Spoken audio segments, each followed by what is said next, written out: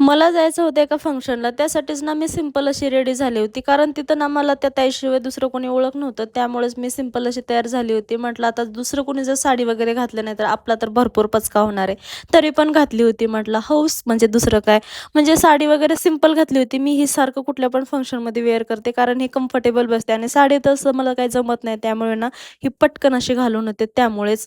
पुण्यामध्ये ना खूप जास्त गरमी असल्यामुळे ना आर्या दुसरं काही तर मला घालण्याचं काही कळालंच नाही. मग सिंपल असा बर्थडे पार्टीसाठी त्यांच्याकडे जो ड्रेस होता ना, मी तोच घातला होता आणि त्यांना कुठला मेकअप पण केला नव्हता. त्यामुळे ना ते थोडंसं कूल होते आणि तिकडे गेल्याच्या नंतरला ना मस्त त्यांना गिफ्ट दिलं, फोटो वगैरे काढून घेतल्या आणि हे दोघी तिथपर्यंत शांत होत्या. जेव्हा ना बर्थडेच्या पार्टी हॉलमध्ये आलो ना आम्ही, तिकडे यांची अशी बघायसारखी मस्ती चालू झाली होती खूप आणि शेवटी ना त्यांनी मला जेवण पण करू दिलं नाही.